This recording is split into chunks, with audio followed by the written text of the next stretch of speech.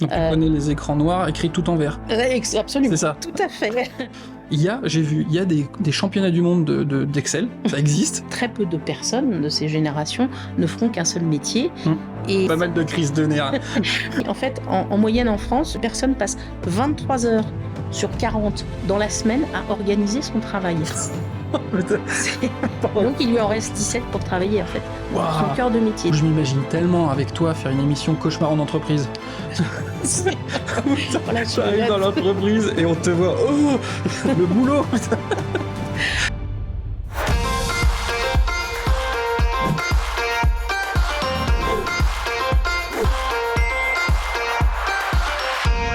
Bienvenue dans Ça déboîte, l'émission qui va au-devant des entrepreneurs pour découvrir leur parcours et mieux les comprendre. Aujourd'hui, nous avons la chance de tourner au Marius, ce magnifique restaurant à Pornic, qui nous accueille avec une grande gentillesse.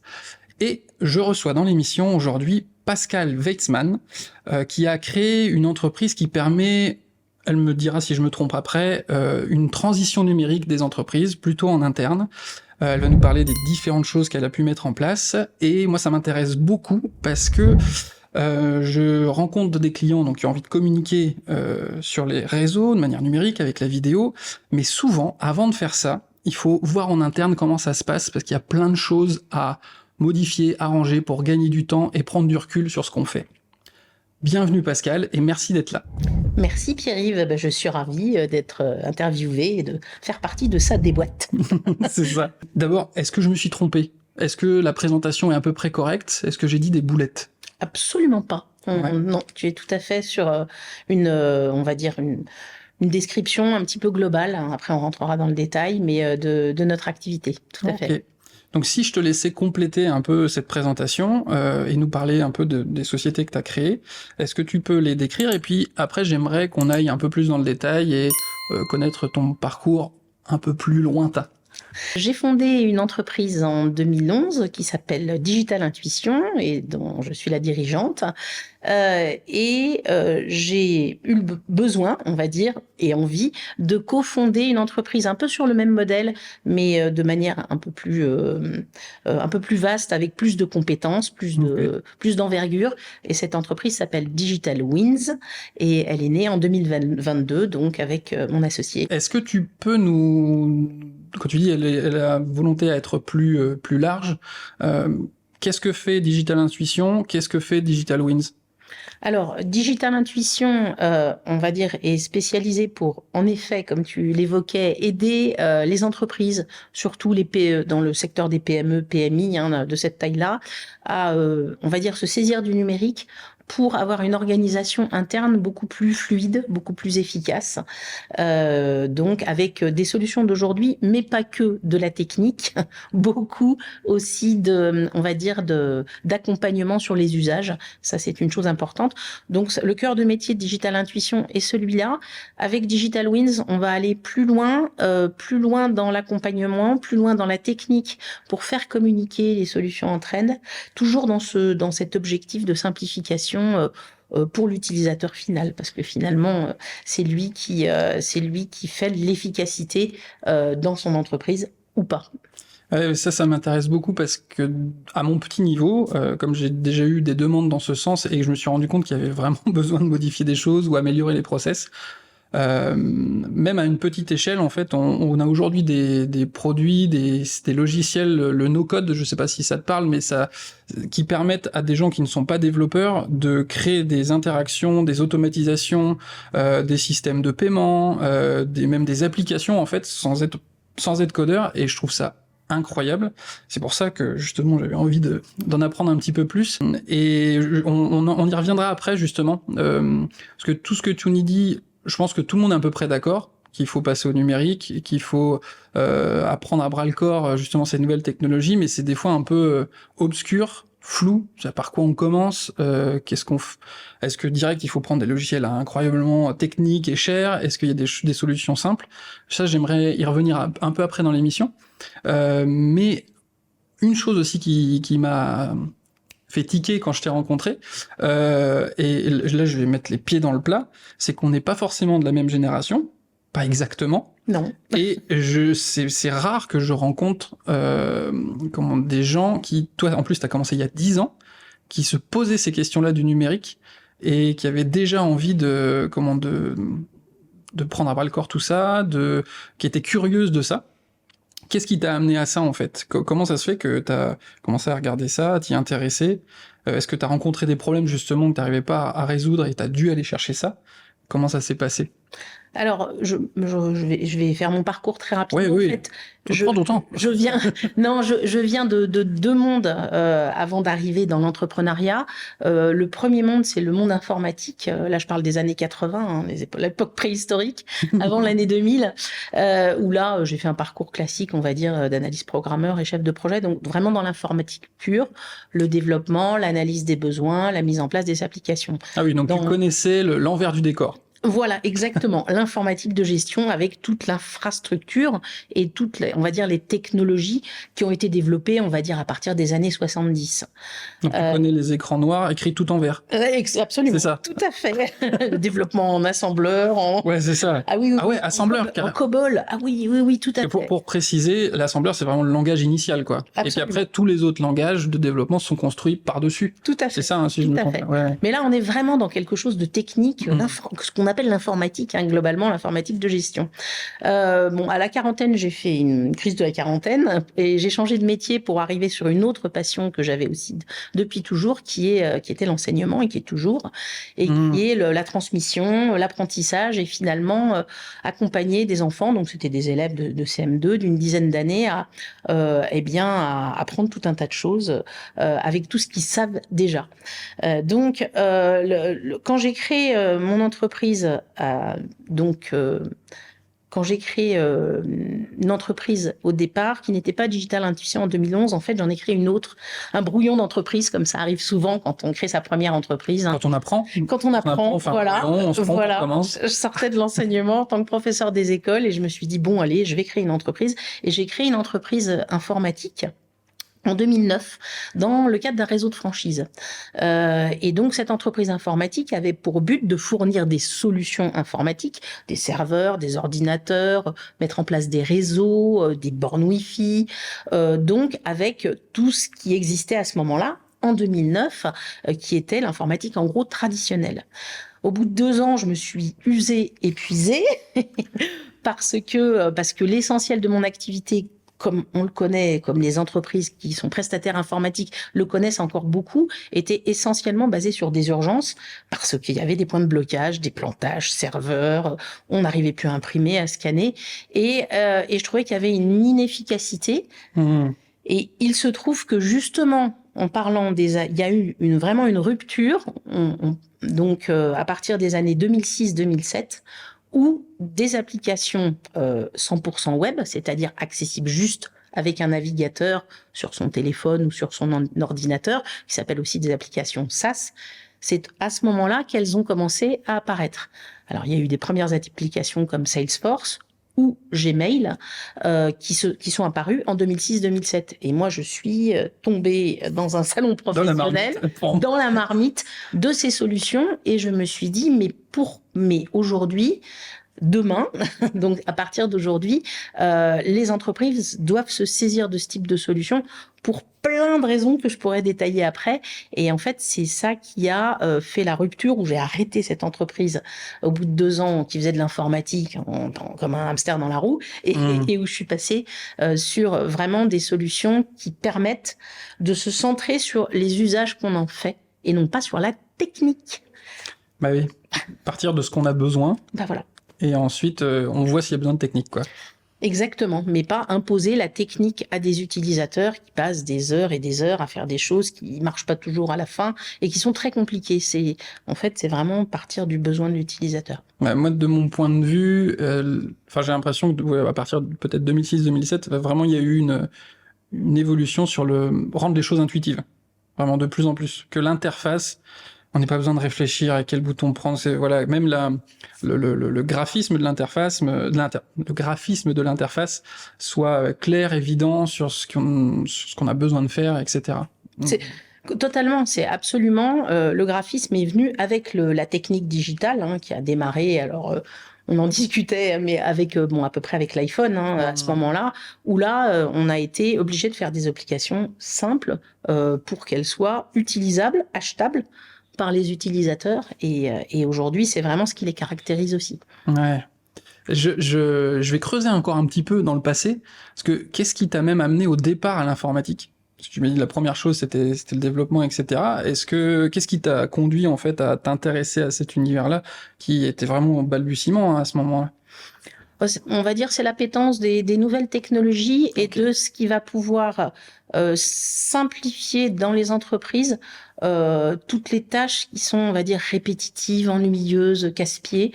Donc, l'informatique depuis toujours. Donc, parfois en supprimant des postes qui sont pas forcément à valeur ajoutée, ça a été forcément la conséquence. Mais l'informatique, l'idée, c'est d'arrêter toutes ces tâches-là et de gagner du temps pour l'entreprise. Et puis, finalement, les personnes, de les former sur des tâches plus à valeur ajoutée.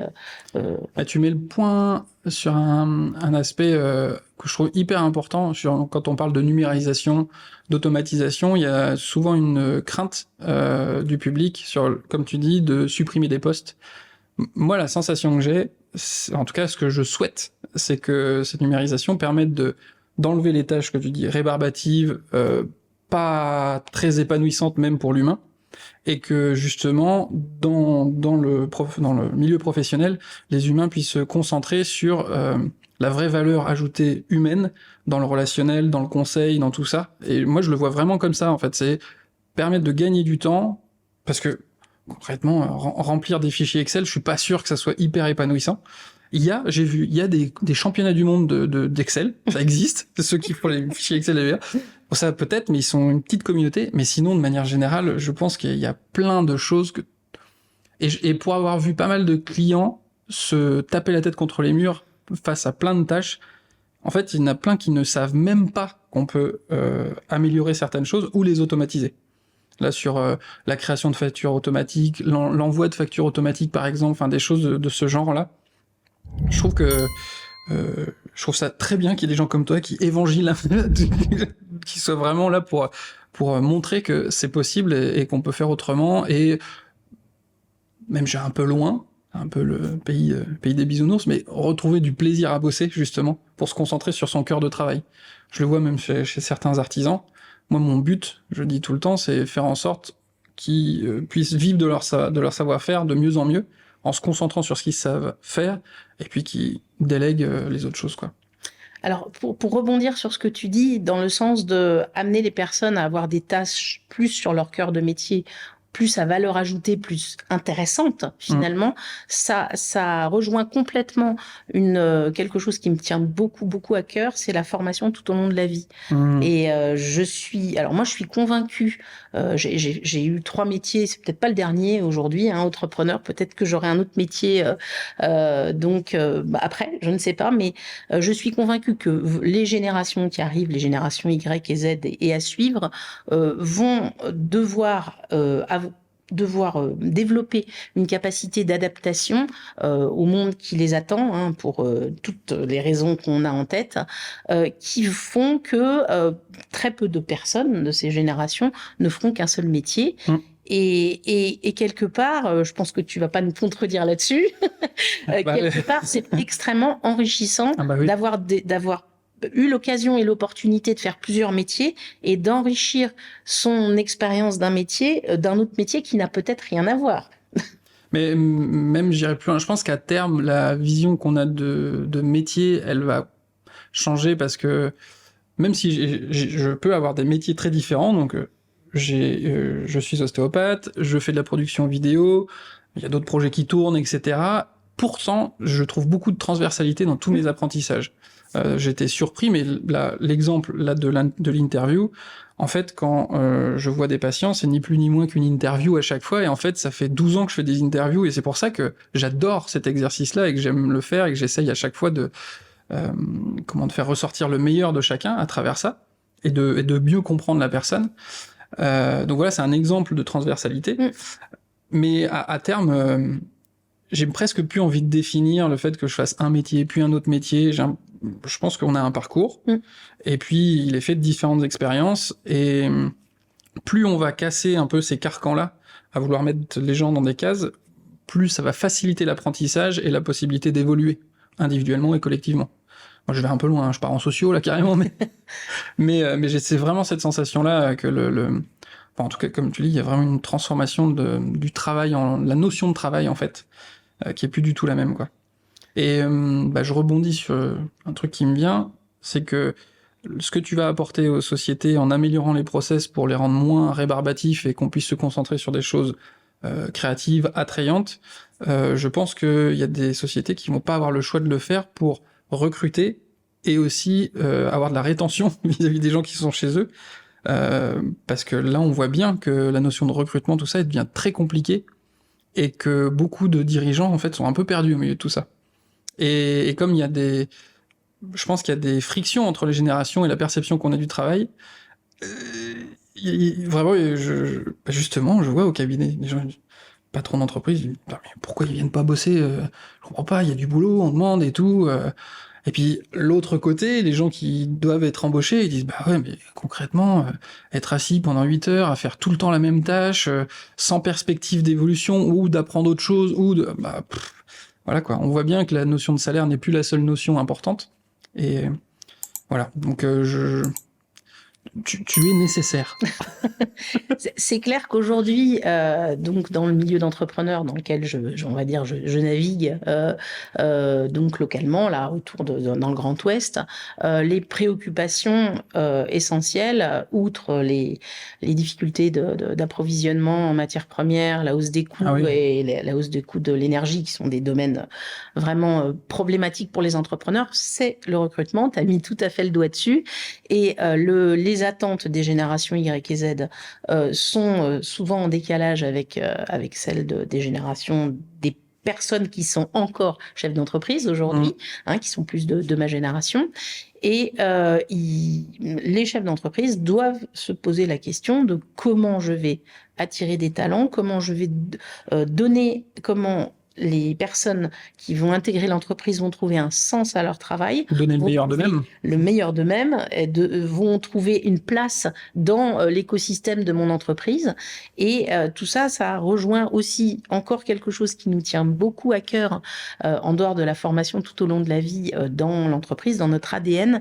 C'est ce qu'on va mettre sous le nom de travail collaboratif, qui est souvent assez peu compris quand j'en parle, mais c'est normal. Et donc, oui, j'imagine, on collabore tout le temps. Ouais, avec Jean-Claude à côté, on collabore, il est à côté de moi. Tout à fait, ouais. Mais en fait, c'est le mieux travailler ensemble en évitant toutes les incompréhensions, les pertes de temps, les pertes d'informations, donc l'idée c'est que chacun se sente dans l'entreprise un rouage essentiel, parce qu'il a une vision plus large que son poste à lui, une compréhension globale. Donc ça va aussi avec une évolution des modes de management, où le management de contrôle aujourd'hui commence à être vraiment has-been si on veut retenir les jeunes générations, et où on doit devenir le manager facilitateur avec du leadership pour finalement que tout le monde trouve sa place dans l'entreprise. Tu parlais de management de contrôle, ça je l'ai beaucoup entendu quand il y a eu le confinement et qu'il y a eu beaucoup de travail en remote, à domicile, où il y a vraiment eu des gens très enthousiastes à l'idée de pouvoir travailler à domicile, mais souvent de la part des managers, cette inquiétude de perdre le contrôle sur ce que faisaient les gens qu'ils avaient à manager. Et est-ce que justement par rapport à ça, est-ce que t'as eu des retours, est-ce que t'as eu des choses à faire par rapport à ça? Sur cette notion de peut-être rassurer les gens, même à distance, il peut y avoir une communication, il peut y avoir un échange, et qu'on peut voir ce qui se passe dans l'équipe, quoi. Alors, ça fait appel à pas mal de choses. Il y a eu une période vraiment, cette période particulière de la crise sanitaire a révélé beaucoup de choses. Et aujourd'hui, les choses évoluent. Pas aussi vite que on le souhaiterait, mais on y travaille. Donc ça a déjà révélé le fait que tout ce qui était travail à distance n'était absolument pas culturellement en France acceptable. et que eh bien il a fallu et que le digital et toutes les solutions qui permettent ce travail-là n'étaient absolument pas développées dans les entreprises. Donc il y a eu un équipement un peu à la va-vite, et tout Il y a le eu monde pas mal de crises de nerfs. beaucoup de burn-out. Hein. Il y a eu il y a eu énormément une hausse des burn-out et du stress, et qui a diminué depuis que les gens sont retournés en entreprise partiellement ou totalement, mais pas complètement, parce qu'en fait, on s'est aperçu qu'il y a eu une accumulation de solutions qui ont été mises, soit décidées par le chef d'entreprise ou sa direction informatique, de solutions de visioconférence par exemple, ou de solutions de messagerie instantanée, soit qui ont été mises dans des petites équipes à droite à gauche, des WhatsApp par-ci, des Skype par-là, des Teams, des OneDrive, et donc aujourd'hui en fait on se retrouve dans une situation qui a un petit peu limite dans certaines entreprises pire qu'avant. Avant, des personnes s'envoyaient des mails en interne et passaient des coups de fil, ce qui n'est vraiment pas la panacée en matière d'organisation. Et aujourd'hui, on a gardé ce système-là et on y a plugué un certain nombre de solutions digitales. Moi, j'ai discuté avec une amie là que j'ai vue qui travaille dans la distribution dans le retail, dans des magasins d'habillement, dans un réseau national.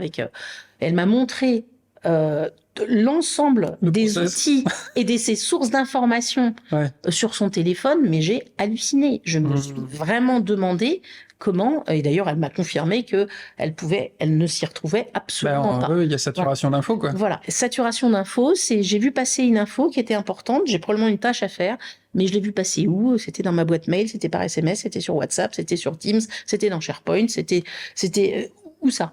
J'en profite pour rebondir sur cette notion de... je sais pas comment toi tu travailles justement, donc tu utilises beaucoup les outils Gmail, je crois que tu es formatrice même dans ce domaine-là, par rapport au Gmail Workshop, non, Google Workspace. Google Workspace, voilà, excuse-moi. Et je sais que cette notion de mail et de tâches, pour moi, je l'ai compris il y a pas longtemps, mais que sa boîte mail, c'est pas sa boîte de tâches. Et je vois beaucoup de gens qui une forme de confusion avec des boîtes mail à rallonge et qui est hyper compliqué à gérer. Et déjà, c'est juste cette notion d'avoir fait une différence entre mes mails et mes tâches. C'est-à-dire que mes mails, je les traite. J'ai un process assez simple, hein, mais en gros, c'est soit je peux le traiter dans les 2 minutes, soit je le mets en tâche. Et déjà, rien que ça, ce qui fait que j'ai une boîte mail à 0 très régulièrement. Mais cette notion-là toute simple, et quand je posais la question tout à l'heure, est-ce qu'il y a besoin d'avoir des logiciels incroyables, je pense qu'on peut commencer déjà par une forme de philosophie sur la manière dont on traite ces informations et ces tâches, quoi. Alors, tu parles du mail. Le mail, c'est un vrai sujet. On est vraiment au bout du système, mais au bout.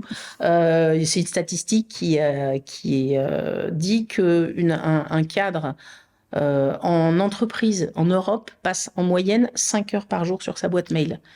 Lire, écrire, trier, supprimer, et donc c'est un temps considérable. Donc on se demande quand est-ce que les personnes finalement, si on rajoute là-dessus, on devrait valeur ajoutée, produisent quelque chose de exactement, une vraie réflexion, quoi. Si on rajoute là-dessus un autre phénomène aussi qui est extrêmement polluant en dehors de la boîte mail, que sont les réunions, et notamment depuis la visioconférence, là on rajoute une journée entière par semaine.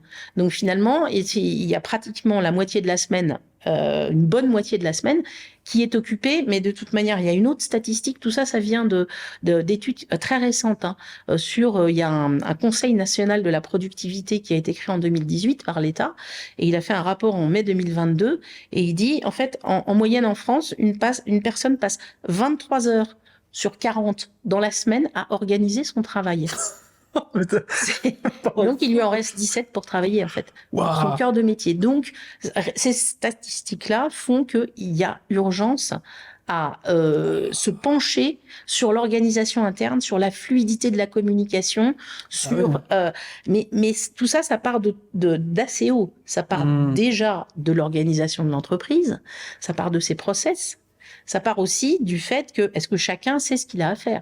Où sont les limites de ses tâches? Qu'est-ce qu'on attend de lui? Comment est-ce qu'il communique en amont, en aval? C'est toutes ces choses-là qu'il faut commencer à regarder à la loupe si on veut avoir un système efficace en sortie. Alors, cette stat-là, elle est quand même assez folle. Hein. Ouais. Plus de la moitié de ton temps juste à savoir ce que tu vas faire, quoi. Organiser, gérer sa boîte mail, participer à des réunions où, en général... C'est assez fou, ça. D'accord. Ok. Waouh. Ça me scotche un peu, ça. Donc, il y a du taf. Il y a beaucoup de taf. Alors, si on essaye tu vas me dire si c'est possible, parce que des fois, de le formaliser comme ça, c'est pas simple, mais essayons d'aller allons un peu plus dans le concret.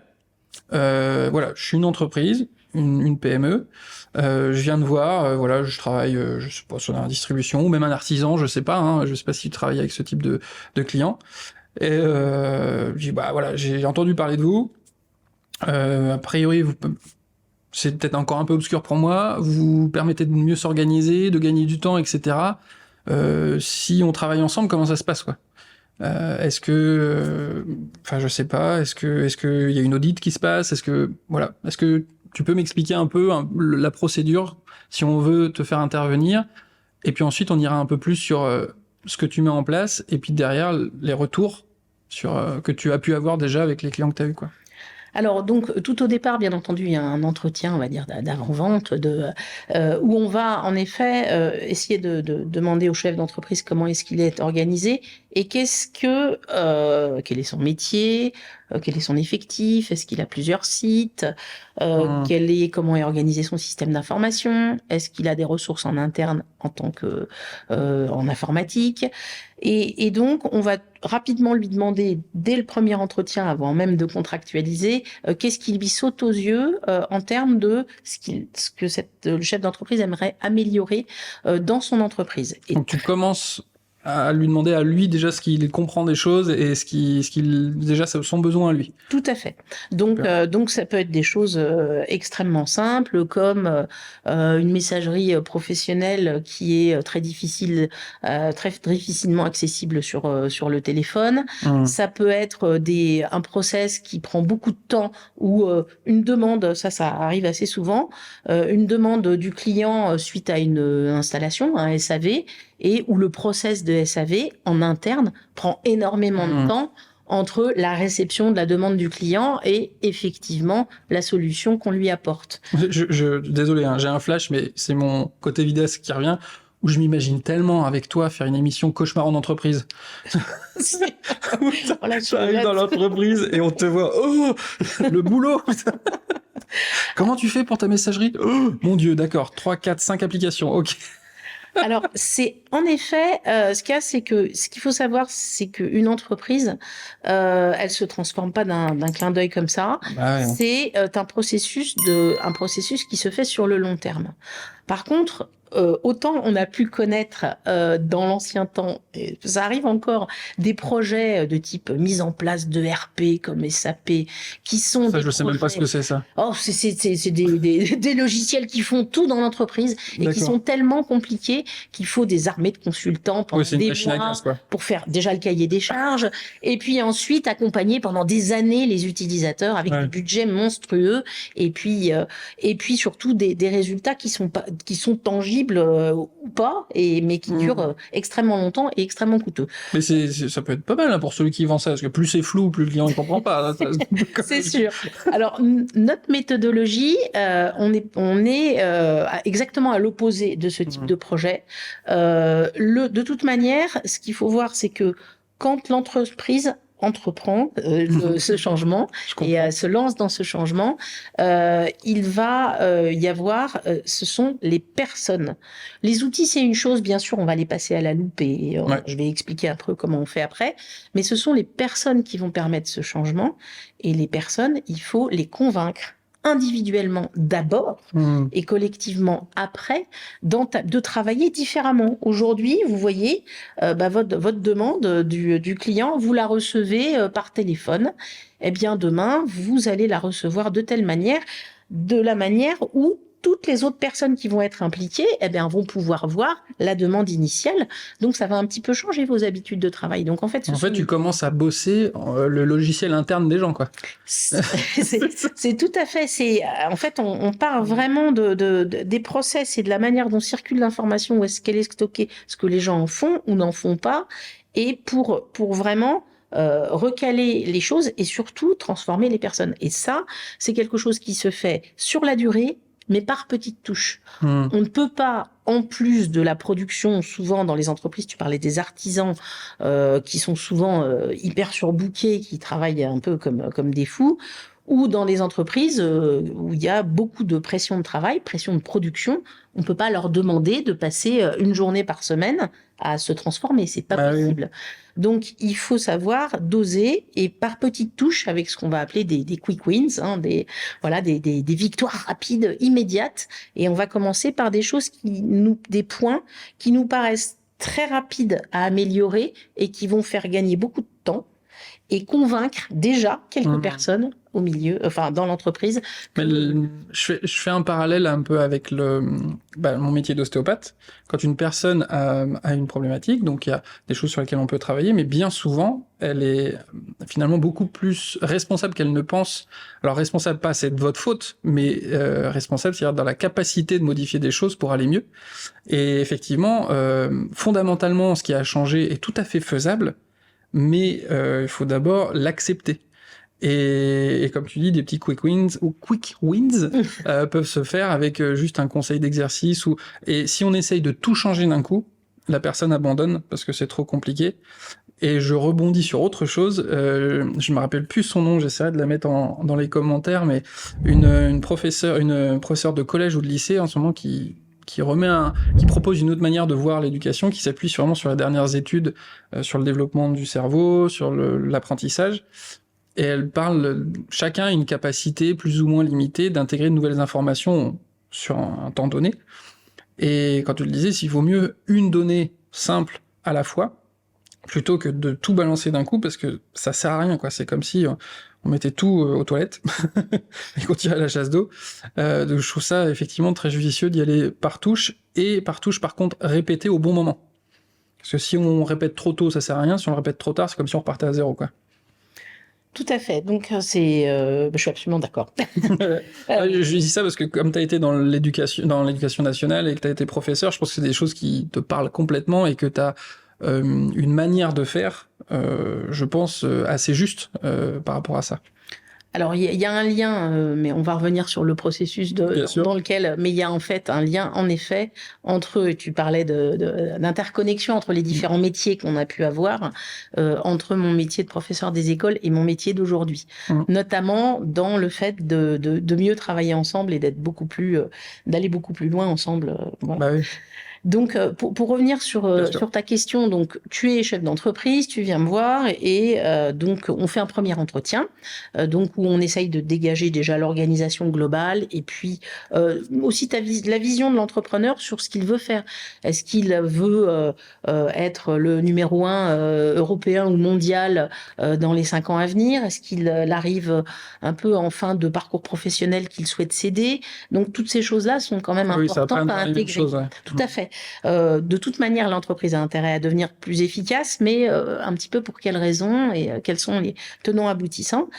Et puis derrière, notre point d'entrée va être, en effet, tu l'as exprimé, ça va être un diagnostic.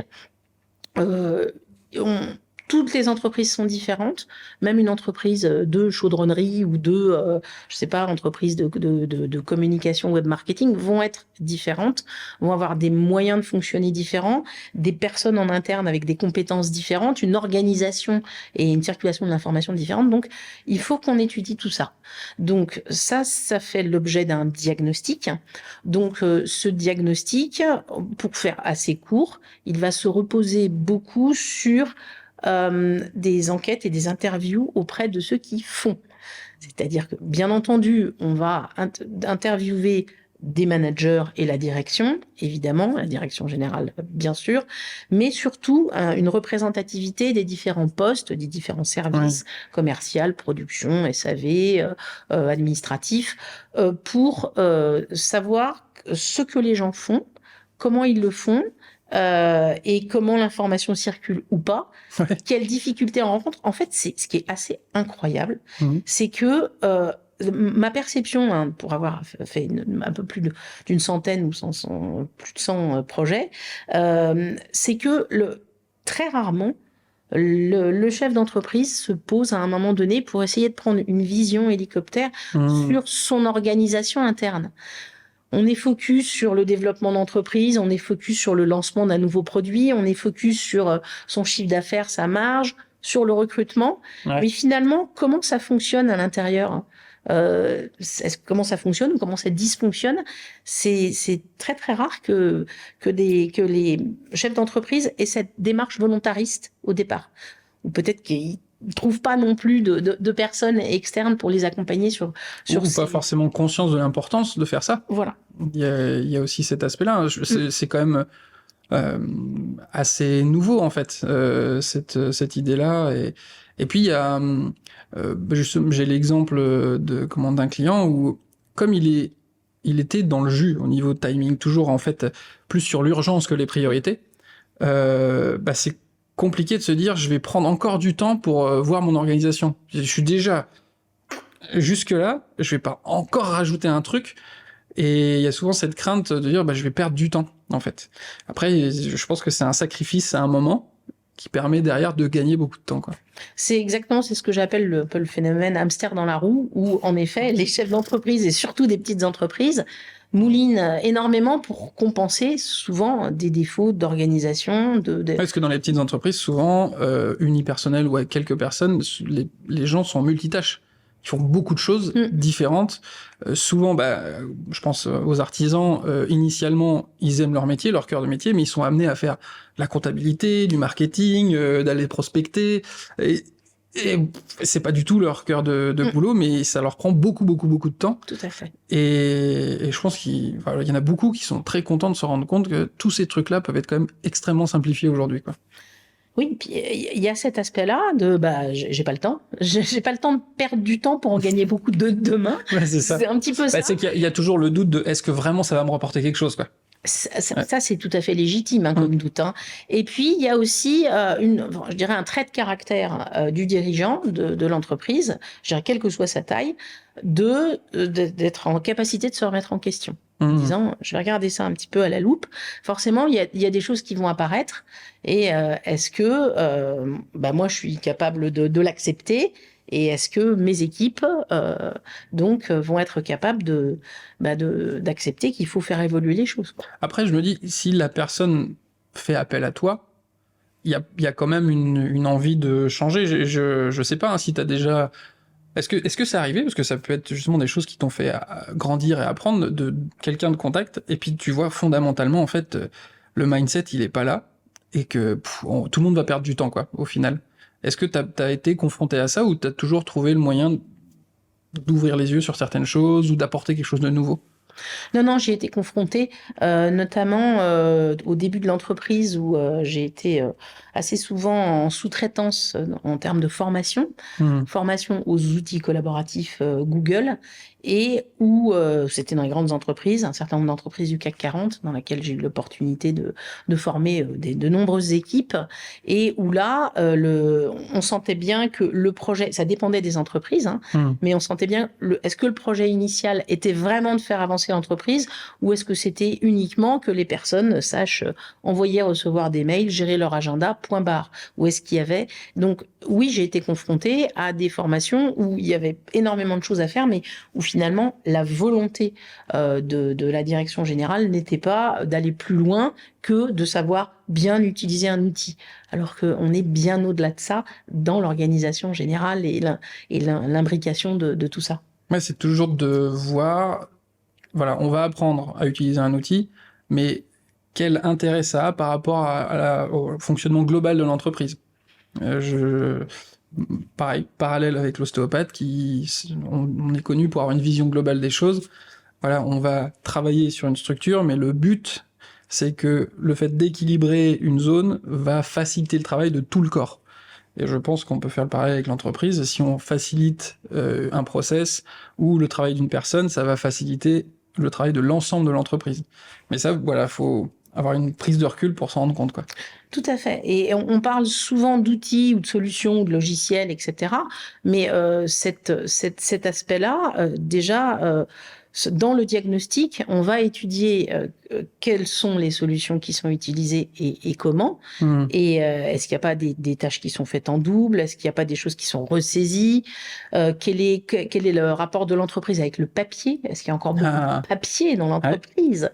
Ou à quel stade de dématérialisation l'entreprise en est? Qu'est-ce que tu dis par exemple à une personne qui dit ah ouais mais Internet tout peut couper d'un coup, si j'ai pas de papier où c'est marqué, comment je fais derrière, quoi?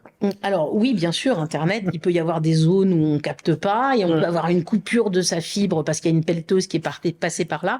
Donc là, bien entendu, dans les solutions 100% web, il faut une connexion Internet.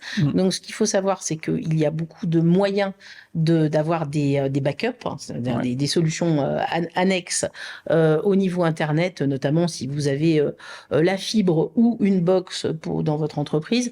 On va vous recommander fortement d'avoir en plus une box 4G qui va vous permettre de faire le backup. Donc ça, c'est une chose qu'il faut savoir, c'est qu'il y a tout un tas de solutions aussi qui ont un certain fonctionnement sans aucune connexion, même si c'est des solutions 100% web. Donc, mais tout ça, on est en train de beaucoup parler d'outils. En fait, les outils en eux-mêmes, on va les étudier, on va les scanner, mais c'est pas forcément. Alors, le choix de l'outil est important. Bien entendu, quand on arrive dans notre entreprise et qu'on fait le diagnostic, on va regarder ce qui est en place. On va regarder s'il y en a plein partout ou s'il y en a juste un avec un serveur de fichiers, une boîte mail, etc. Et on va partir de là pour éventuellement se poser la question de est-ce qu'on a besoin de tout ça? Est-ce que des choses qu'on fait en double, on va pas pouvoir plus creuser un outil qui est déjà en place et mieux savoir l'utiliser, hein, parce que c'est très souvent on tombe sur un manque de compétences et un manque de connaissances sur les fonctionnalités. Oui, et je pense que les gens ne se rendent pas compte de la puissance, par exemple de Gmail ou de tout ce qu'il y a de possible. Un truc, mais alors tout simple. Hein. Déjà, il y a beaucoup de gens, ils ne font pas la différence entre supprimer un message et l'archiver. Et pour eux, quand on l'archive, il a disparu. Et ça, c'est quelque chose de très puissant, parce qu'une fois qu'il est archivé, on peut quand même le récupérer, on peut le glisser dans les tâches, on peut le rappeler à une date donnée. Et puis une autre que j'adore, un petit tips que je donne, c'est qu'on peut programmer l'envoi d'un mail pour qu'il parte à un moment donné. Je trouve que dans les entreprises, par exemple, même si on n'a pas pu se retenir, et on a bossé le soir, et on envoie un mail, pour ses collègues, ça peut être bien de l'envoyer et qu'il arrive seulement le lendemain pour encourager le fait de ne... Une fois qu'on est sorti du boulot, on passe à autre chose et on se repose, et de le programmer plutôt pour le lendemain. Et puis moi, ce que je trouve bien avec ça, c'est que si vous le programmez à la bonne heure, il va être en haut de la liste de celui à qui vous l'envoyez. Tout à fait. Non, mais donc cette connaissance, comme tu l'expliques, de toutes les petits tips, les petites astuces autour de l'utilisation des différentes applications, hein, que ça soit de n'importe quelle application. Donc ça, c'est quelque chose qui est important à développer. Mais dans le diagnostic et dans la vision hélicoptère, on se pose vraiment la question de est-ce que tel outil va avoir un réel intérêt et on ne va pas du tout avoir la démarche de dire systématiquement il faut un nouvel outil. C'est absolument pas notre démarche. On est plutôt dans un écosystème, on va dire, digital vertueux. On a plutôt très peu d'outils et très peu de sources d'informations et elles sont connectées entre elles. Donc c'est vraiment l'étude de ça et l'étude surtout de ce que les personnes en font. Parce que si vous allez imaginons que vous avez un serveur de fichiers. Donc, beaucoup d'entreprises ont des serveurs de fichiers. Dans toutes les entreprises depuis que je travaille, je n'ai jamais vu un serveur de fichiers qui n'était pas un gros bazar. Qui était bien organisé, où tout le monde s'y retrouvait, où il n'y avait pas de fichiers en double, où on trouvait instantanément ce qu'on cherchait. Et surtout pas à distance quand on est chez le client, quand on est sur le terrain. Là, je pense que même au-delà du logiciel, il y a vraiment une culture de la gestion des fichiers. C'est-à-dire comment on fait dans l'entreprise pour qu'on le nomme tous de la même manière, avoir la même nomenclature, la même arborescence, et que voilà, une fois que tout le monde a bien cette arborescence en tête, quand on va chercher un truc, on sait exactement où aller le chercher, quoi. Là, t'es en plein dans le mille. Hein. C'est exactement ça. Donc en fait, on a ce serveur de fichiers, on peut pas y accéder à distance et c'est un gros bazar. Donc on perd, hein, ça c'est une autre statistique, une personne en France perd 52 minutes, des personnes dans les bureaux, 52 minutes par jour à trouver une information. C'est 52 minutes, je t'assure. Oh là là, on par jour. Oui, on est dans les 23 heures sur 40. Ouais, c'est ça, ça fait partie de... Ça fait partie de ces statistiques. Oh là là, c'est Donc, fou ça. Oui, c'est hallucinant. Et donc, les serveurs de fichiers participent beaucoup. Les serveurs de fichiers et les boîtes mail participent énormément à ces 52 minutes. Hein, ça, il faut le savoir. Sans compter que c'est pas toujours accessible à distance pour les fichiers, c'est compliqué. Donc, en effet, dire bon, on arrête d'héberger des données sur un serveur dans l'entreprise parce que déjà c'est beaucoup moins sécurisé. Hein, ça, il faut voir qu'il y a un aspect de sécurité qui est extrêmement important aujourd'hui et que les pirates s'en sont donnés à cœur joie depuis le Covid et ciblent particulièrement les petites et les moyennes entreprises aujourd'hui. Bah, qui sont pas assez protégés en fait, clairement, et qui ont pas, alors il y a une émission que j'aime beaucoup qui s'appelle Underscore, qui vulgarise un peu tout sous cet aspect donc numérique, sécurité numérique. Et donc ils interviewent une personne où son travail c'était vraiment de tester la sécurité des entreprises. Et ce qu'il expliquait en fait, c'est que la plus grosse faille à chaque fois elle est humaine. C'est des gens qui qui mettent pas des mots de passe, 1, 2, 3, 4, AZERTY, etc. Qui laissent leur session ouverte, par exemple, ou le truc qui marche encore très très bien, c'est d'aller sur le parking de l'entreprise et de laisser des clés USB par terre, avec marqué, ça marche encore mieux si on met confidentiel dessus. Et donc les gens récupèrent ça, ils mettent ça dans l'ordinateur, clac, et puis après le cheval de Troie est dedans, et puis c'est fini quoi. Voilà. Donc c'est souvent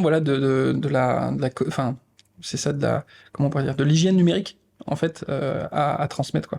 Tout à fait. Il y a une espèce de culture un petit peu pas à l'ancienne, mais de se dire les données sont dans mon entreprise, donc je les ai là, je les vois, elles sont sécurisées. Ouais. Et c'est vraiment se tromper. Ouais. Moi, il y a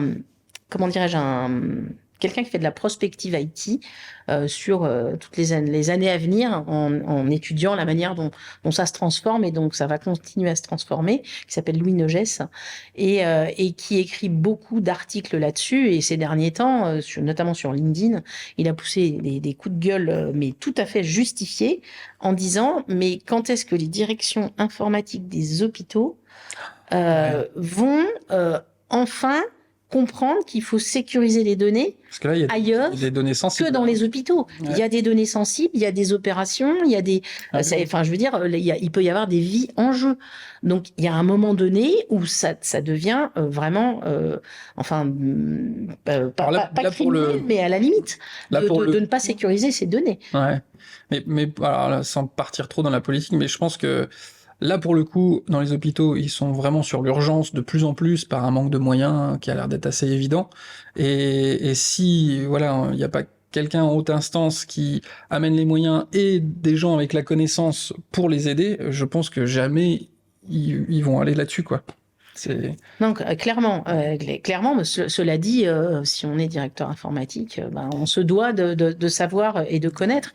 Et aujourd'hui, on va pas partir sur ce sujet-là, on va revenir plus dans le concret. Bien sûr. Mais globalement, on parle de cloud souverain européen et d'entreprises, de groupes d'entreprises qui auraient la capacité de faire ça. On a pris un tel retard. Il y a eu plusieurs expériences, de ce type, de type CloudWatt, Numergy, il y a quelques années, qui ont été totalement arrêtés. Il y a d'autres expériences qui repartent de type Gaia-X.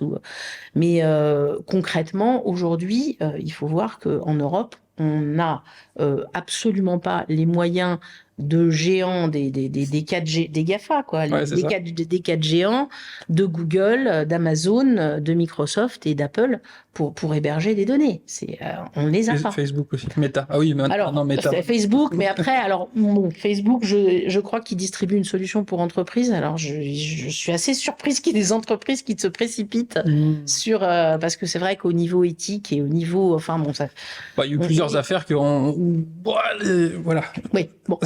Mais on va parler vraiment de solutions professionnelles. Hein. Et Ouais. pour moi, Facebook, ils sont venus sur ce marché-là, mais globalement, aujourd'hui, pour sécuriser ces données, il faut se pencher vers Google, Microsoft ou Amazon, AWS. Ce sont les 3 acteurs qui ont les capacités financières, techniques, qui attirent les meilleurs talents de la Terre et qui vont être en capacité de sécuriser les données des entreprises. C'est pas moi qui le dis là.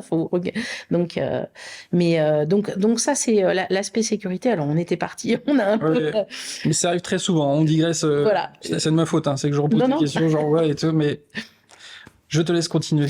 Je continue sur la méthodologie de l'entrepreneur. Donc, une fois qu'on a fait ce diagnostic, on va donc faire une restitution en lui disant, Monsieur le chef d'entreprise, voilà ce qu'on a pu observer globalement en vision hélicoptère sur votre système d'information, sur la manière dont les gens s'en servent, sur les points d'amélioration qui en sont ressortis en termes de sécurité, d'efficacité, de gain de temps, de fluidité de la communication, de pénibilité. Hein. Il faut voir qu'aujourd'hui, il y a énormément de stress de la part des utilisateurs, de par la multiplicité, l'infobésité, hein, comme on dit, la multiplicité des informations qui viennent de partout, la gestion des notifications.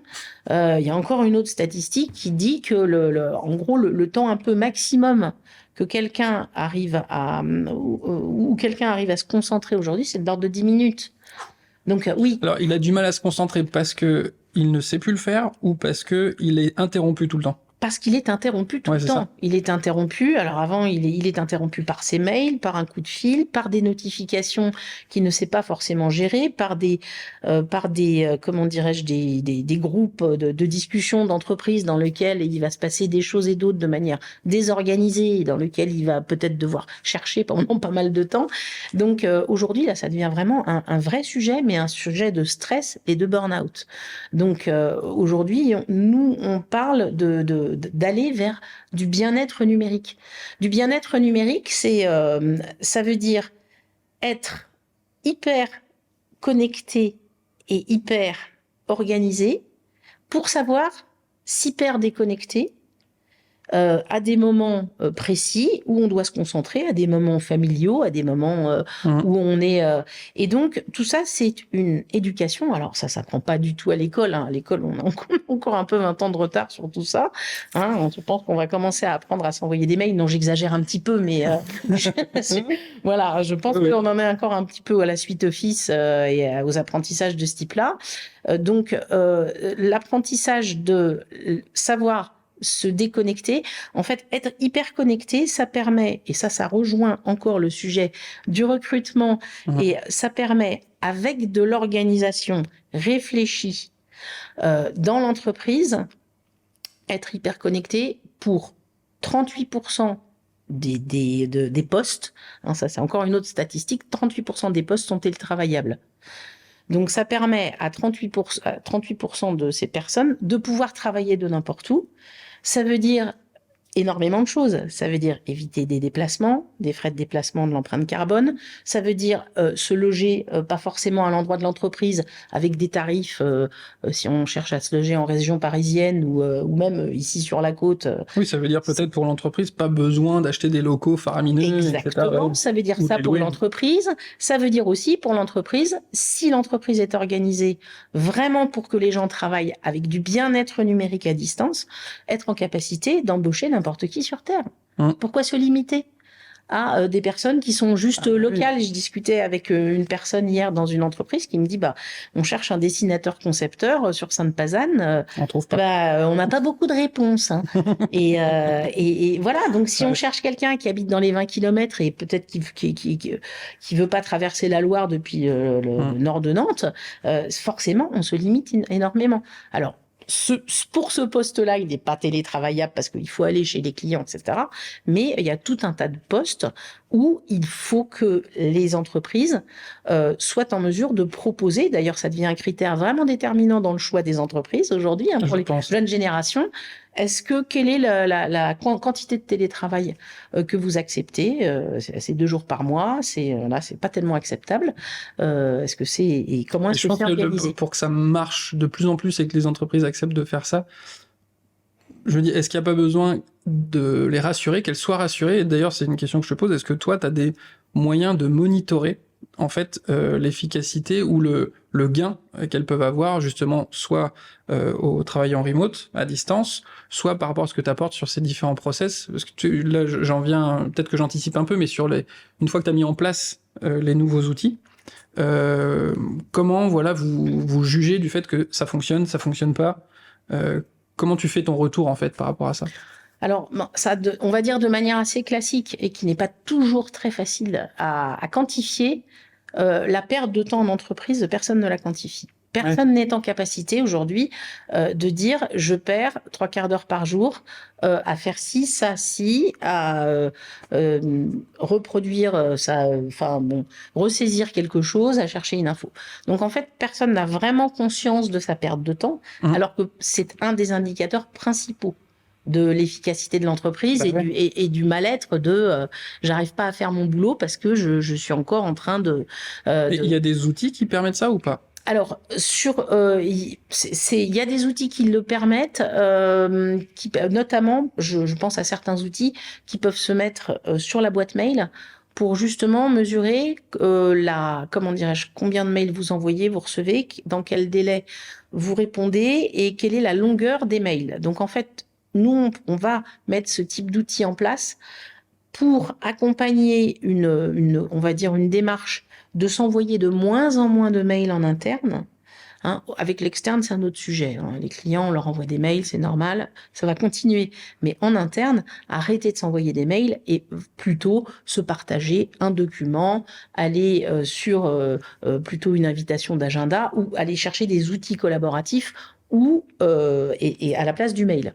Donc là, on va mettre des outils de mesure où on va pouvoir mesurer les mails internes, combien il y en a d'envoyés, quelle est leur longueur, est-ce qu'il y a des pièces jointes qui sont envoyées, parce que les pièces jointes en interne, une fois qu'on est passé sur des outils de type gestion documentaire, de type comme Google Drive ou ce type-là, là vous envoyez plus de pièces jointes, c'est terminé.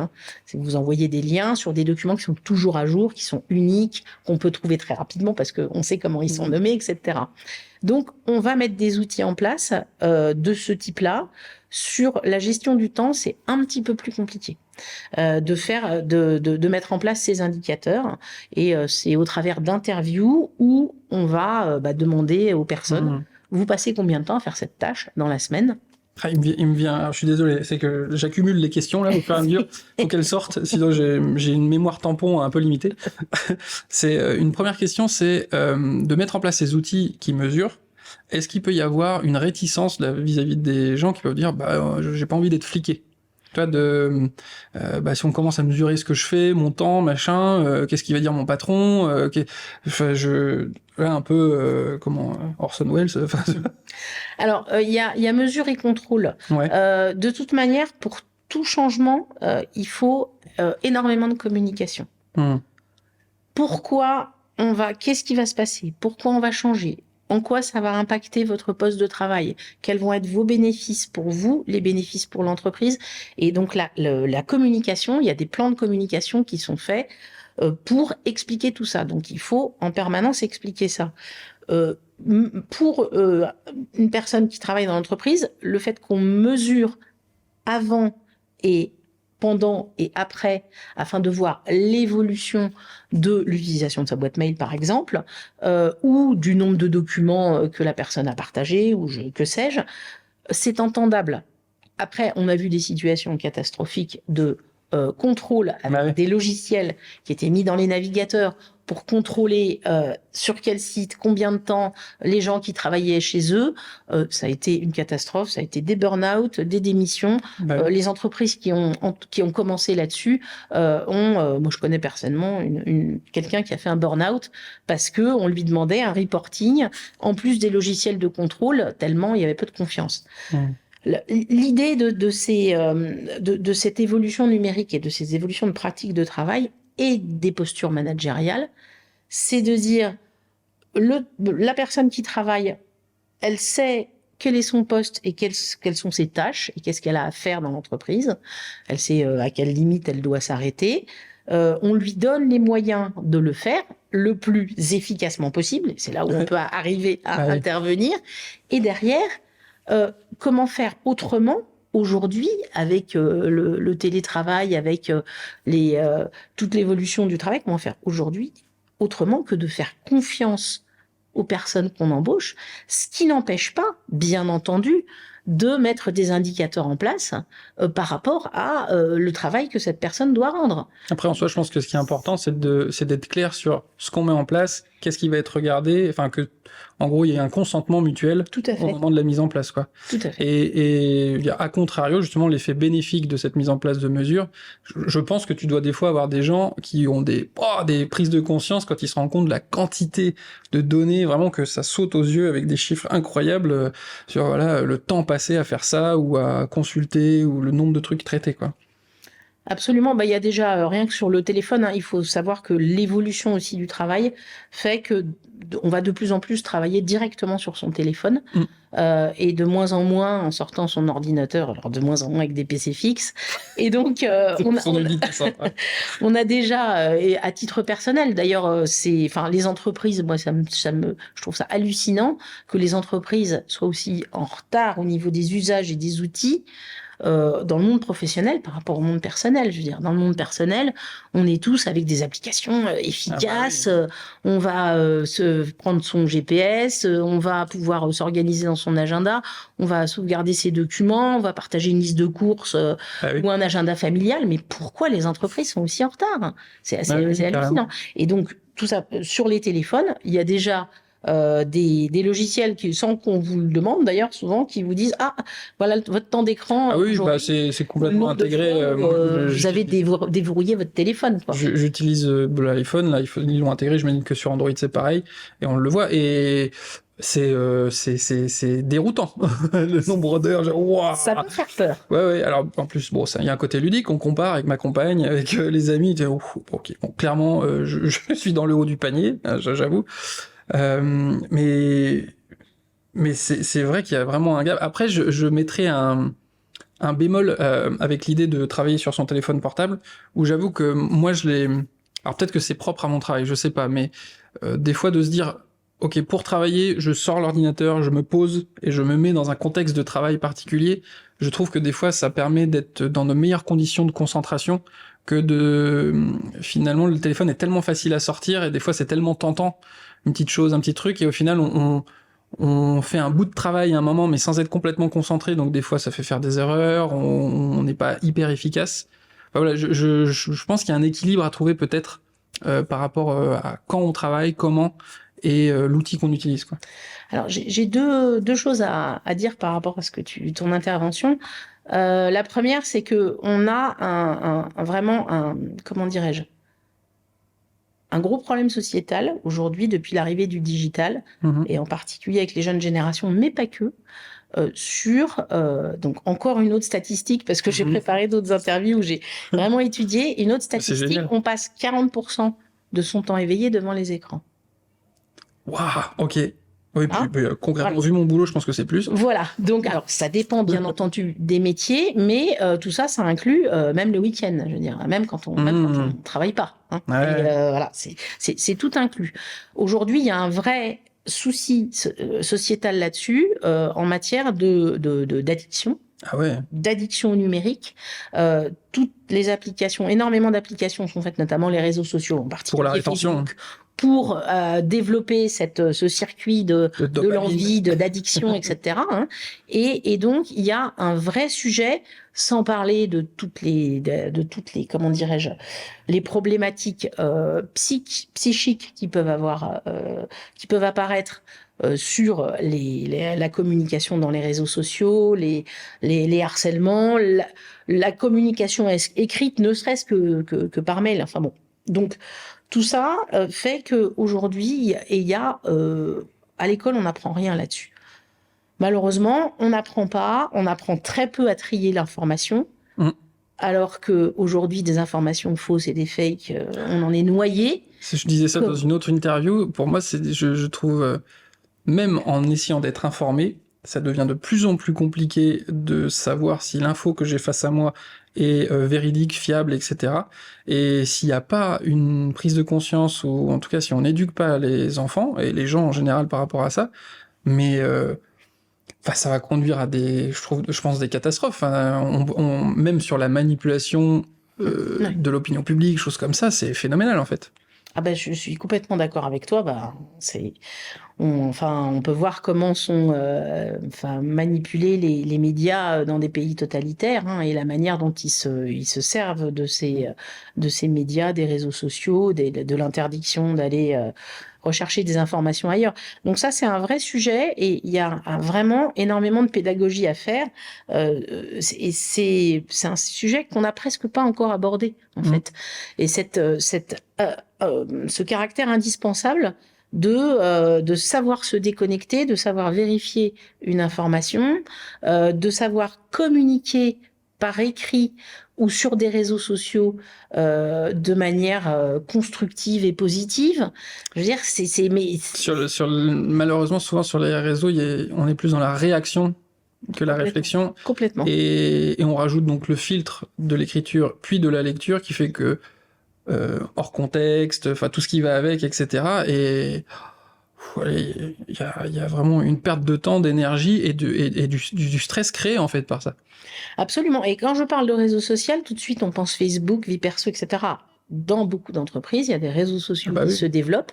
J'ai eu d'ailleurs l'occasion, moi, d'accompagner pendant 18 mois une entreprise de 6000 personnes, hein, dans le secteur des casinos et de l'hôtellerie-restauration, où les réseaux sociaux d'entreprises, avec des groupes par métier, des groupes par passion ou des groupes par établissement, il y avait une 60aine d'établissements, ont été des vrais vecteurs pour des personnes qui n'avaient même pas d'identité numérique dans l'entreprise, puisqu'elles n'avaient pas besoin de leur mail, etc., ont été des vrais vecteurs d'appartenance au groupe, et surtout de résoudre des problèmes. Il y avait je me rappelle très bien, quand on a mis en place le groupe, le réseau social des techniciens machines à sous.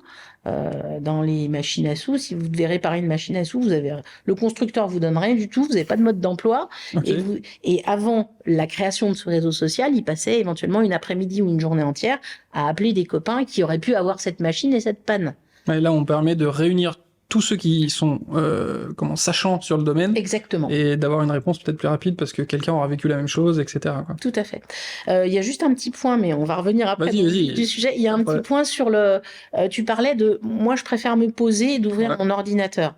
Donc, ce qu'il faut savoir, c'est qu'aujourd'hui, dans toute la population de travailleurs mondiale, il y a 20% de personnes qui sont ce qu'on appelle des cols blancs, qui vont avoir un travail de bureau avec un ordinateur, et 80% des personnes qui sont ce qu'on va appeler en anglais des frontline workers, des travailleurs de terrain.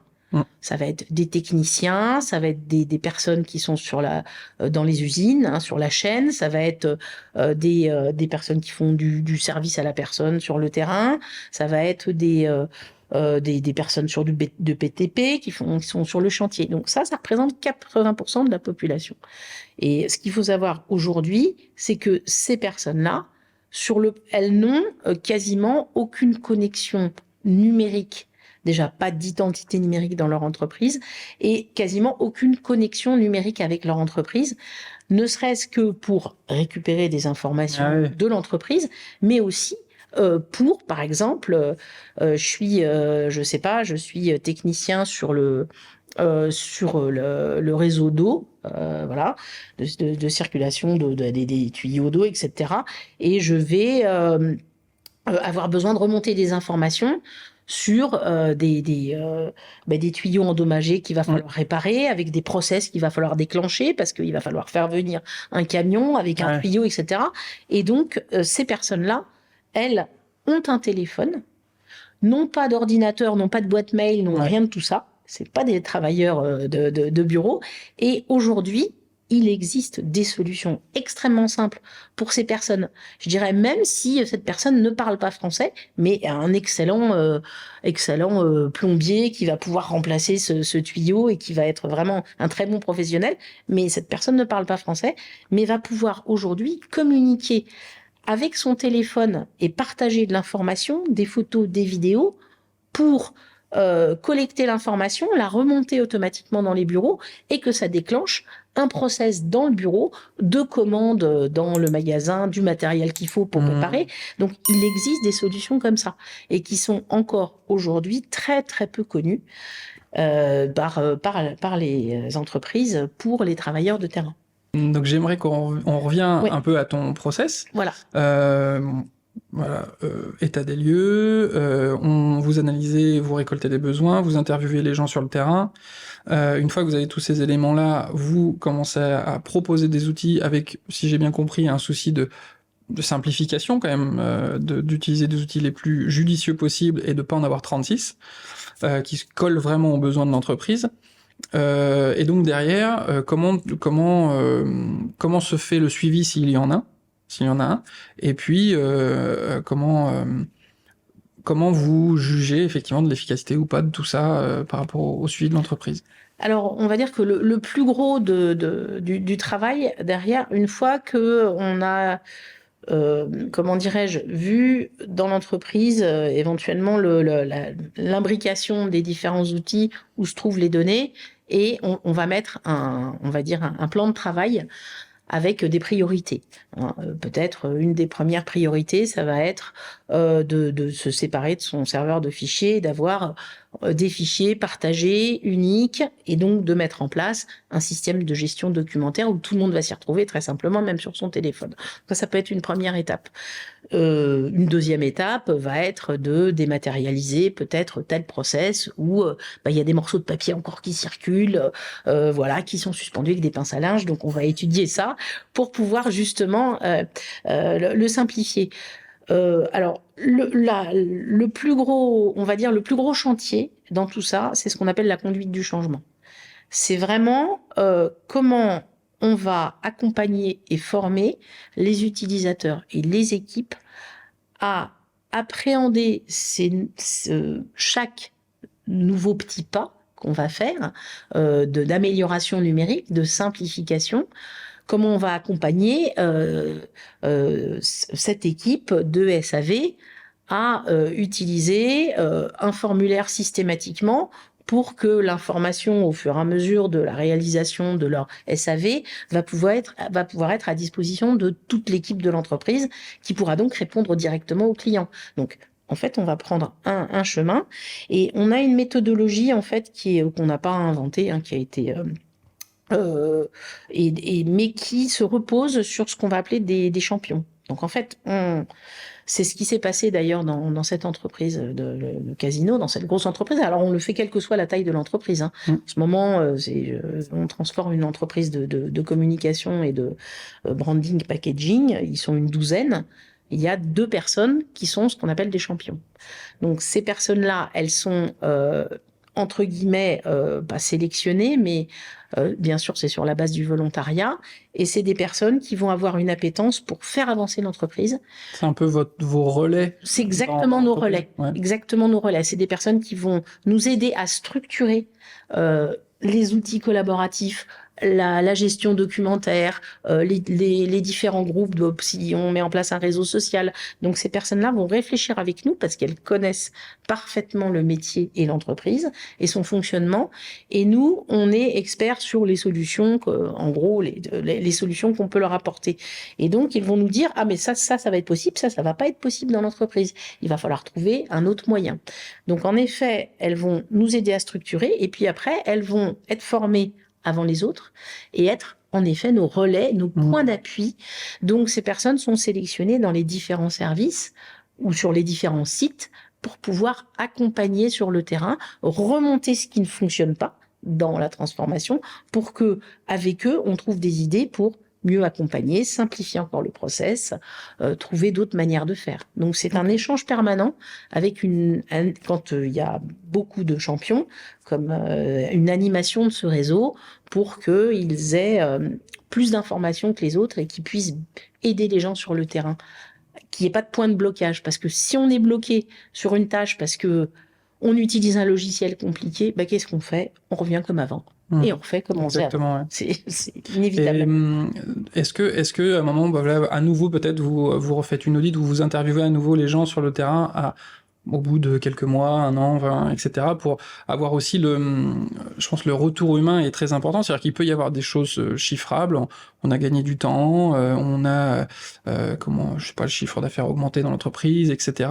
Mais je pense que tu parlais beaucoup de j'ai plus le terme exact, mais la qualité de vie numérique, le bien-être numérique, c'est aussi important. Ça, j'ai pas les études en tête, mais je pense qu'on a assez bien montré aujourd'hui qu'une personne bien dans sa tête est beaucoup plus efficace et productive. Est-ce que justement vous avez des questions qui vont dans ce sens-là, en fait, qui est souvent un peu subjectif parce qu'on parle d'un ressenti, mais est-ce que vous posez des questions dans ce sens? Alors oui, absolument, et c'est complètement indispensable. En fait, on engage les équipes dans ce qu'on va appeler le parcours du client.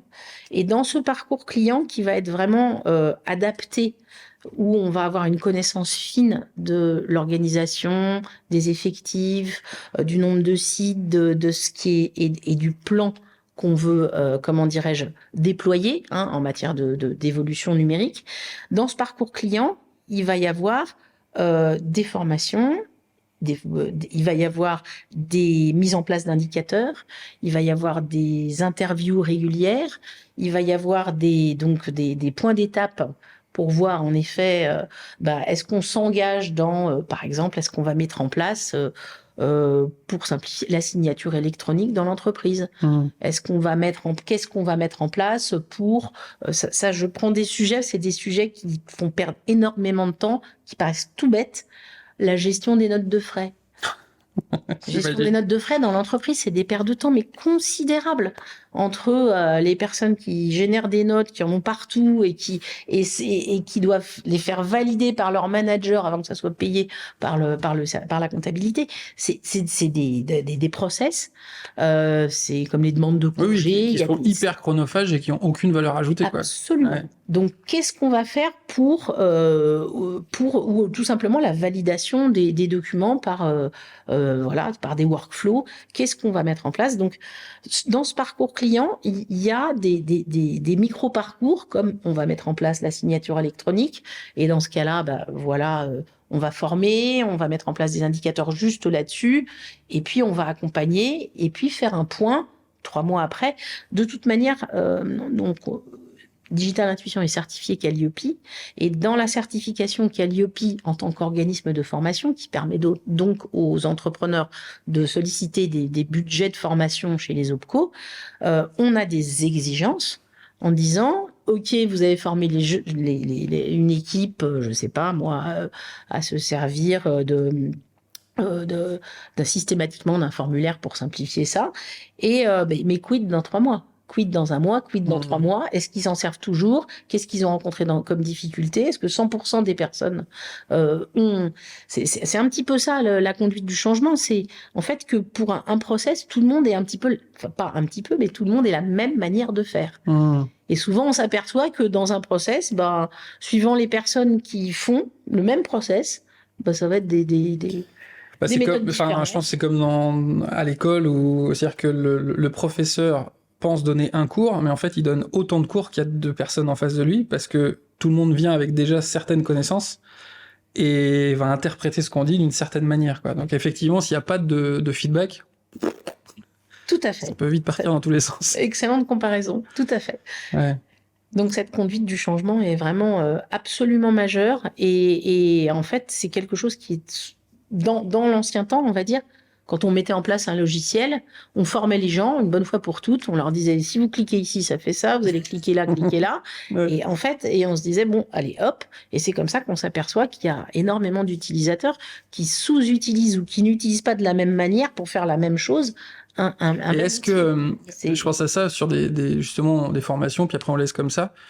J'ai déjà vu ça aussi. Est-ce que vous essayez d'utiliser les ressources internes de l'entreprise? C'est-à-dire que des fois, il y a des gens à des postes, on l'attend pas du tout, le process est vraiment pas optimal, mais de son côté, en fait, il a optimisé des choses, mais finalement, il n'a même pas parlé aux autres.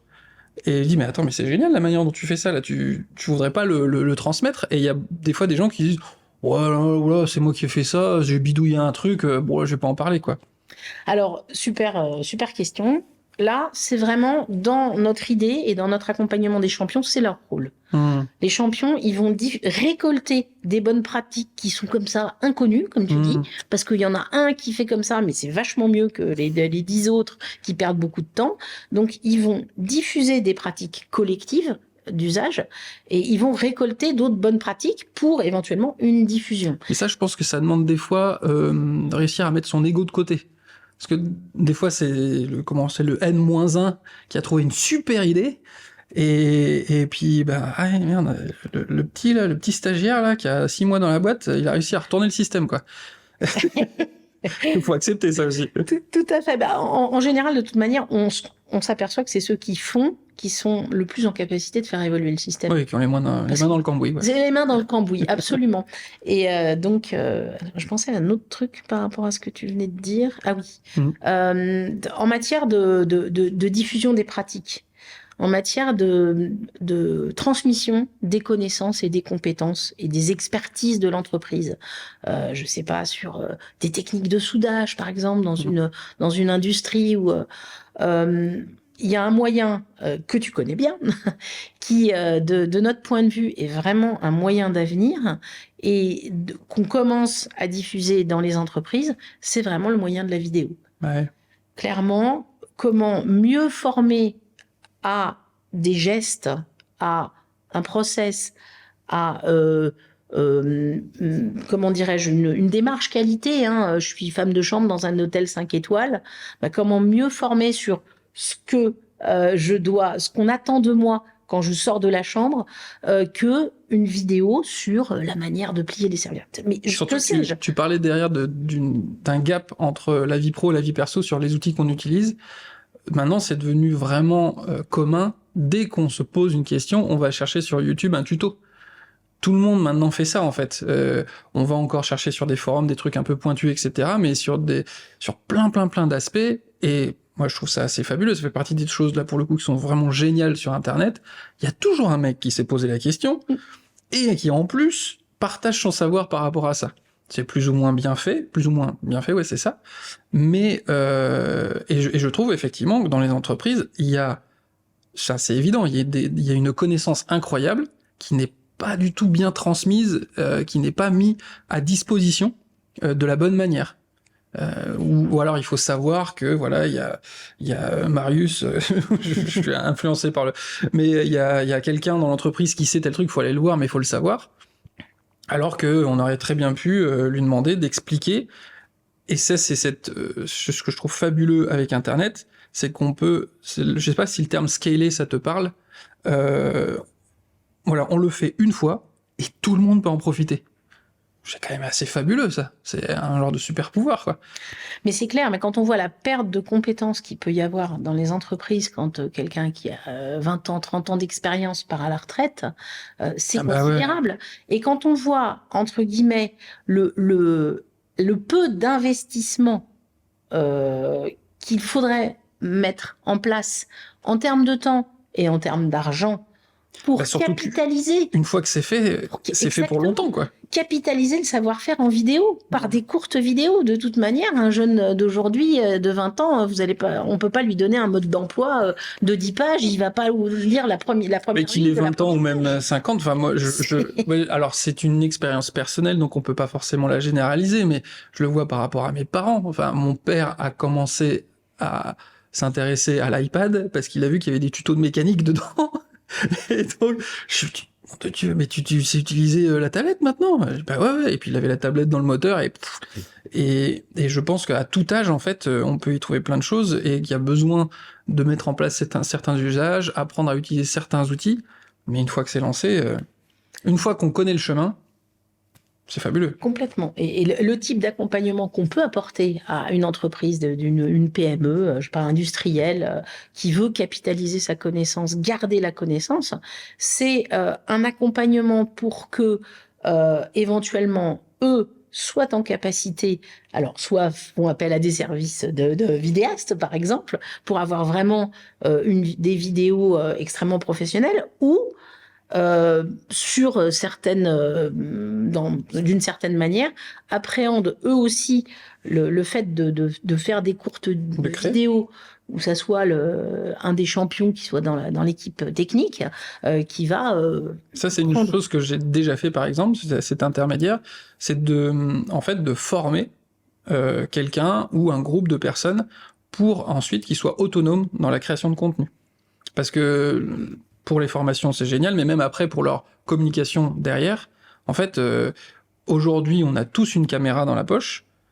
Je pense qu'il y a besoin de certains éléments pour qu'il y a 2-3 choses assez qualitatives pour que ça soit entendable et diffusable et agréable à regarder sur la forme.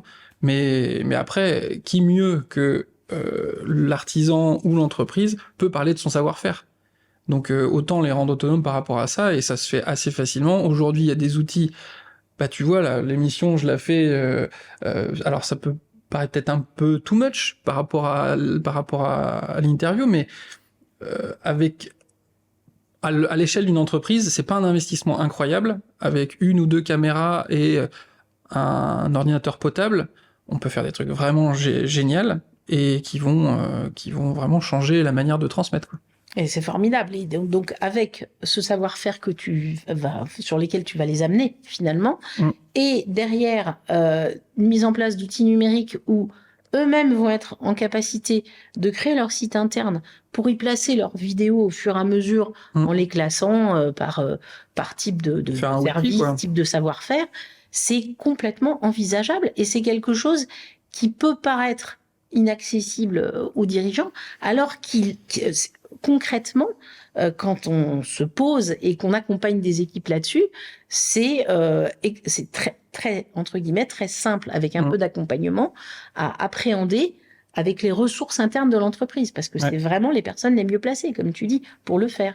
Et capitaliser la connaissance et le contenu, ça paraît essentiel aujourd'hui. Bah oui, et je le vois même, alors peut-être que toi tu mets moins l'accent là-dessus, mais je le vois même un gain de temps, des fois sur le SAV. C'est-à-dire que de créer des vidéos explicatives du service de l'entreprise ou sur des points simples, en fait, bah ça fait gagner beaucoup de temps parce que on peut rediriger le client directement vers une vidéo qui explique tout de A à Z, très clairement, et ça libère énormément de temps, secrétaire, technicien, etc. Évidemment plutôt pour les choses simples, et puis quand il y a des choses vraiment pointues, bon bah là, pour le coup, la personne va avoir un intérêt et il faudra de l'humain.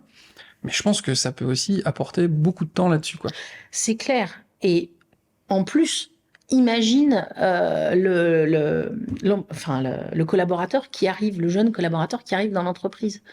Quoi de mieux pour le fidéliser que de mettre à sa disposition immédiatement toute une bibliothèque de tutos vidéo assortis de un site pour toi, nouvel arrivant, interne, je sais pas où est la cantine, où sont les transports, est-ce qu'il y a des groupes de sport, quels sont les et de l'accueillir avec un site du nouvel arrivant. Et même avant qu'il arrive, c'est-à-dire pour le recrutement. C'est-à-dire si on lui montre que quand tu vas arriver dans l'entreprise, ça va être fluide, facile, que on va pouvoir répondre à tes questions simplement, etc. Puis ça montre une certaine dynamique. Il n'y a pas, vu que la vidéo elle va en poupe, si on voit que il y a ces talents pour ce média-là, ça amène une autre idée de l'entreprise, quoi. Complètement, tout à fait. Il y a beaucoup à faire. Il y a beaucoup à faire. Ouais. Et ben une fois de plus, j'ai passé un moment vraiment hyper intéressant. C'était d'une richesse d'informations. Vraiment, merci Pascal. C'était vraiment fou. Je sais pas si, en même temps, parce que je vois l'heure passer, c'est passé à une vitesse incroyable. Est-ce que toi, tu vois des choses qu'on n'aurait pas abordées qui seraient vraiment importantes pour toi? Est-ce que tu as des points en particulier? Là, on a déjà fait un tour large, etc. Mais est-ce que tu aimerais parler de quelque chose en particulier en plus? Non, je pense qu'on a fait pas mal le tour de pas mal de questions, un peu dans tous les sens, mais c'est ce qui rend aussi, de par tes questions, je dirais l'entretien riche, et puis qui Bon, voilà.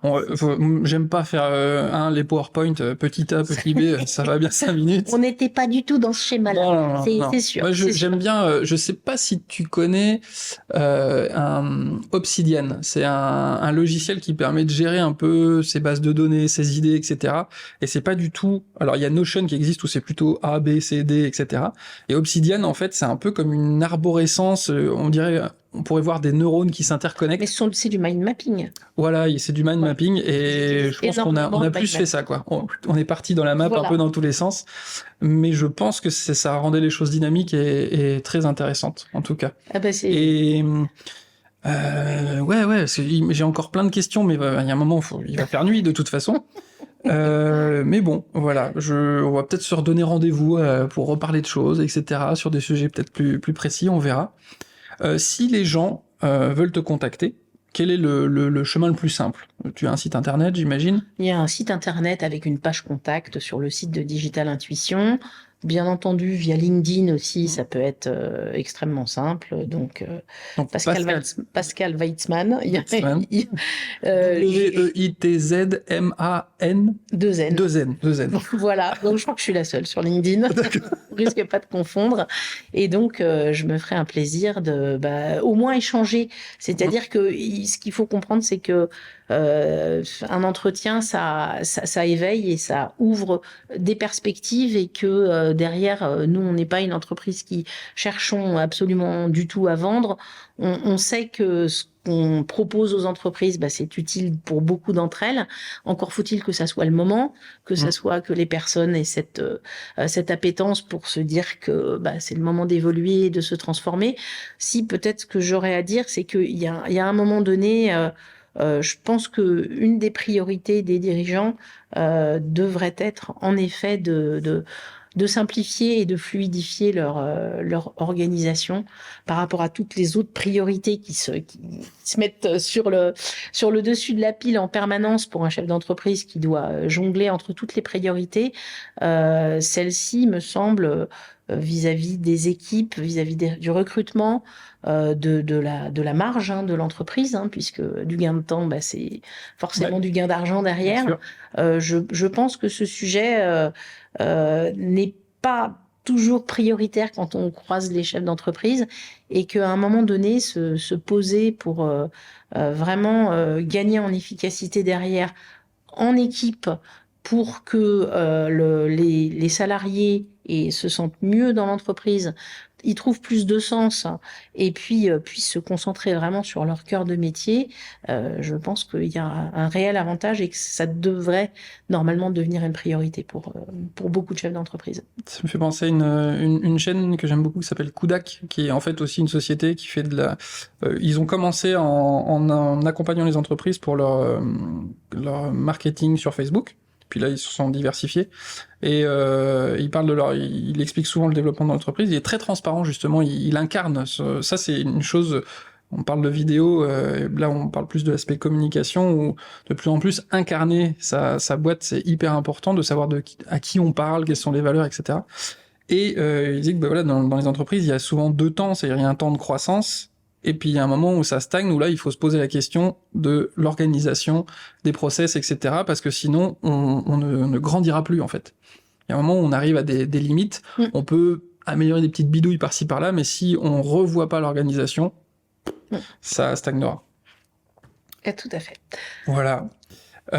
Merci encore. Vraiment hyper riche, hyper intéressant. Et tu vois, là, pour le coup, je sais que derrière, j'ai beaucoup de montage, mais je suis hyper content parce que je vais pouvoir réécouter tout ce que tu as dit et les réintégrer un peu mieux. Donc j'espère que l'émission vous a plu. Donc vous pouvez retrouver comment ça déboîte et Peps Media sur un peu tous les réseaux, Facebook, Instagram, YouTube évidemment. N'hésitez pas à vous abonner, à mettre les petites cloches, tout ça. Là, c'est les petits codes de youtubeurs qu'il faut pas oublier. N'hésitez pas aussi à laisser des commentaires, à poser des questions, parce que ça me permettra derrière peut-être de poser des questions aux invités, de répondre à vos questions s'il y en a plus, et peut-être les transmettre à l'invité du jour pour qu'il puisse vous répondre. Je vous souhaite une bonne journée, une bonne nuit, ça dépend à quelle heure vous allez regarder ça. Et puis, à très bientôt pour une nouvelle émission. Merci encore. Merci beaucoup, Pierre-Yves. Top.